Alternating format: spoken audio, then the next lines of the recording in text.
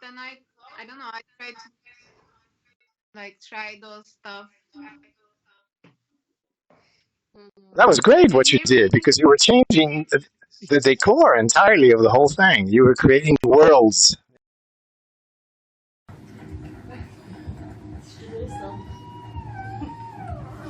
Ouais, ce qui n'est pas inintéressant non plus, c'est les textures que proposent les vêtements. Ouais, ouais. Ça va, j'en ai moins de temps, ça monte dans les cuisses, qu'est-ce que vous croyez?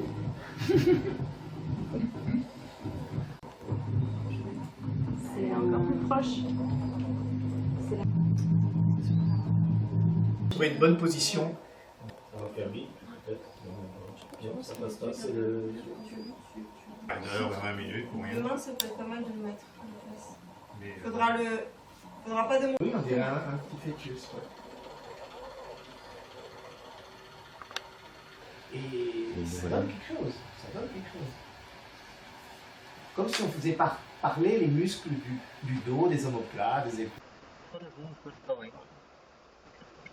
Overall, and if you see how well it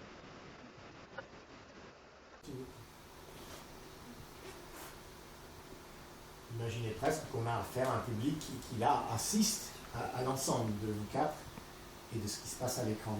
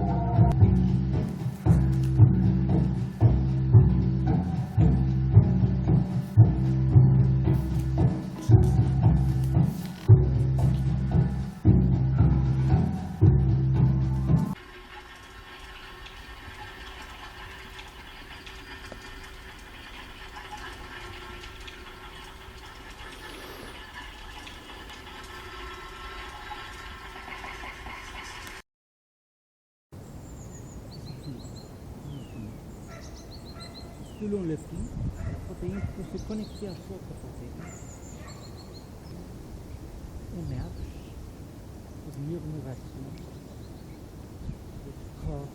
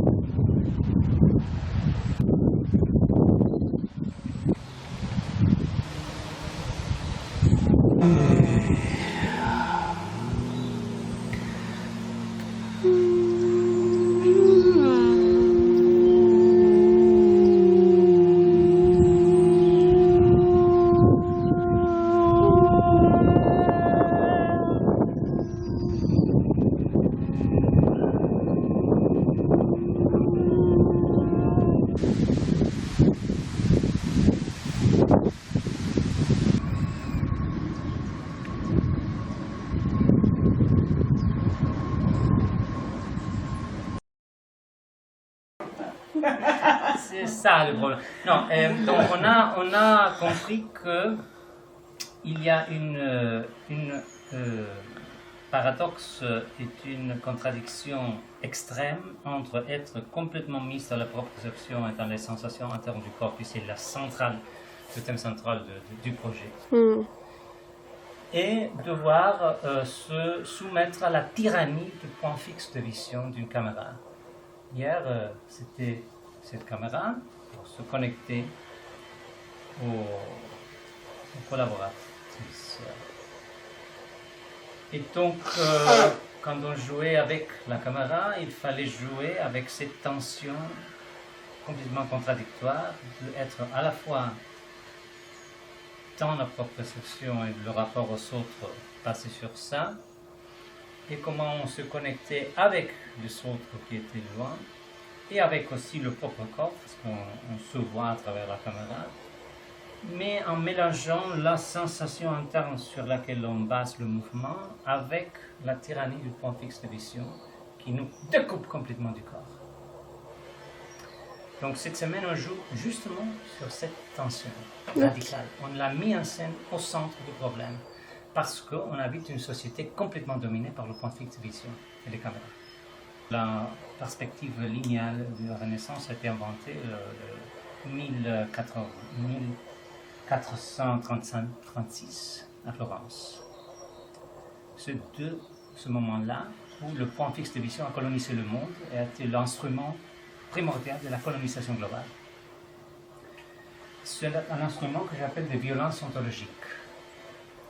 Le fait de se mettre en séparation du monde pour créer un autre appropriable, immensurable.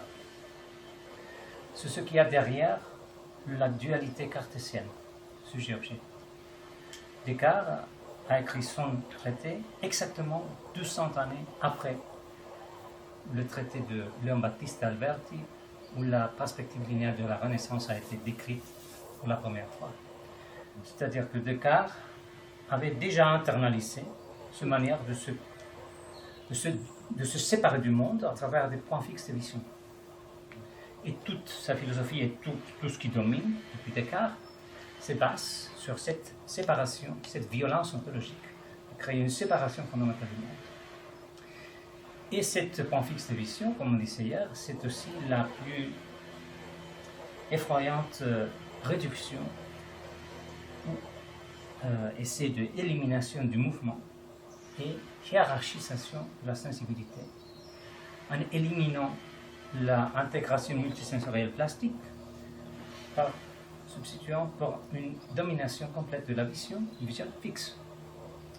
Ce qu'on travaille en mouvement, c'est juste le renversement complet de cette domination de point fixe de vision. C'est-à-dire, c'est vraiment le problème. Et on lutte dans cette tension. C'est la technologie primordiale de domination, à mon avis. C'est pas une. C'est la technologie de domination primordiale. Toutes les explosions de point fixe de vision, les caméras, les écrans, tous les écrans numériques de la société actuelle. Donc la population, l'énergie, l'holocauste planétaire des animaux, l'écocide, ça va de zéro impact avec le cueilleur nomade, 1 million global, jusqu'à 8 milliards de psychopathes planétaires. 8 milliards, non, 80 milliards d'animaux dans leur ferme, etc. Ici, il y a 0 animaux dans la ferme. Donc, c'est tout complètement lié, systémiquement associé. C'est-à-dire que ce n'est pas possible d'imaginer que, bon, oui, on cesse d'avoir peut-être de l'agriculture et de l'élevage industriel, on s'en va dans la campagne, on fait de l'agriculture plutôt, bon, plus soutenable, entre guillemets, mais on reste à être 8 milliards. Est-ce que vous pensez que ça c'est possible? Ah non, justement, c'est ce que j'allais te dire. Si on retourne à ça, mais à 8 milliards, on détruit tout. Il n'y a plus de monde. On mange tout. On continue. On continue. Mais c'est pour ça, c'est Ouais, pour être de nouveau le seul moment qui était 99% de notre histoire où on n'a pas cité une force destructrice dans la biosphère, c'était là. Donc la demande que je vous pose, c'est, bon, j'ai déjà répondu à la première demande, mais bon, quand est-ce qu'on est devenu une force destructrice à la biosphère? Et puis comment vraiment cesser d'être une force destructrice? Parce que si on vraiment assume que la vie c'est une totalité interdépendante, comme on dit toutes les sciences de l'écologie et la biologie, la vie n'est pas une chose individuelle, ni d'une espèce, mais c'est un ensemble, une ressource symbiotique. Si on comprend comment ça, comme dit tous les rapports climatiques des Nations Unies, comme dit tous les sciences de l'écologie, etc., si on comprend que le succès évolutif d'une espèce n'est pas, comme dit souvent, c'est une imbécilité complète à mon avis, des nombres d'individus, c'est complètement faux, parce que si on devient trop, on devient destructif. Le succès évolutif d'une espèce, c'est la contribution à la biodiversité. Et pour ça, il faut être un petit nombre. Si une espèce croisse trop, elle devient une plague. Un envahisseur. Une plaie. Une plaie. Nuisible. Une plaie. Une plaie. C'est-à-dire l'idée que le succès évolutif et le nombre d'individus, c'est une imbécilité absolue. Plaga, c'est épidémie. Oui, Non, exact. c'est une épidémie. T'as raison, t'as raison. C'est épidémique. Quand une espèce, n'importe quelle, devient trop Enfin, nombreuse, pour symboliquement, c'est important. elle devient une épidémie. Oui. Elle devient une épidémie et une destructrice et finalement autodestructrice. Voilà. Ça, c'est la logique du vivant. C'est ça. Et donc, si on a su vraiment ça, bon, voilà. Il n'y a jamais eu dans l'histoire de la Terre une plaie comme nous maintenant. Jamais. Fléau. Ouais, un fléau, une épidémie. Un plaga, c'est par exemple la peste, tout ça. C'est ça. Tu vois, donc c'est des épidémies. Oui, Mais c'est un fléau aussi. Non, mais plaie, c'est toujours quand il y a une espèce qui envahit trop, qui devient trop nombreuse. Ouais, on a Mais il n'y a jamais eu une tellement destructrice comme nous maintenant.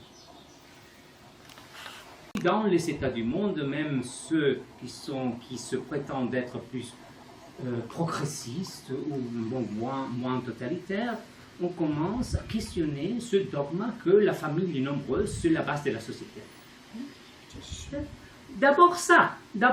Est-ce que nous, les gens riches, des pays riches, démocratiques entre guillemets, qui est le tabou numéro 2, parce que le numéro 1, c'est l'alimentation. On ne peut pas parler de l'alimentation, qui est la base de l'expansion humaine. Donc le premier problème, en fait, c'est l'alimentation. Ouais. Le deuxième problème, c'est la surconsommation. Et le troisième problème, c'est la population. Parce que ce qui a croissé plus, beaucoup plus, c'est la consommation plutôt que la population. Et ce qui va croître, c'est l'industrie la plus destructrice qu'il y a, c'est l'alimentation humaine d'origine animale. Ça, c'est la dévastation complète à tous les niveaux, même aussi pour le humain. Qui consomment à peu près 15 fois en ressources et enfin beaucoup plus. Et qui sont le sujet colonial qui Ouais. a créé le problème mondial. Oui. Et quand tu vois actuellement, quand un pays a la baisse, il a annoncé une baisse de natalité, tout le monde est là dans la panique. Mais c'est ça. Le Japon, Donc, la France tout d'un coup, baisse de natalité, et tout le monde est en train de flipper là. Ça, Je comprends pas. On sait, dingue. mais parce que, non, c'est très simple. Parce qu'ils sont Pour l'économie de la croissance, il faut une population croissante à Mais l'infini. On va avoir des millions de réfugiés climatiques, autant ouvrir nos frontières. Par exemple, il y a un gros événement climatique et on va mettre l'armée pour contrôler. En fait, on n'a pas l'armée pour contrôler. Enfin, qu'est-ce que fait l'armée pour contrôler là? Mais c'est des bonnes excuses. Ouais. Et on voit déjà Ukraine, Israël, France.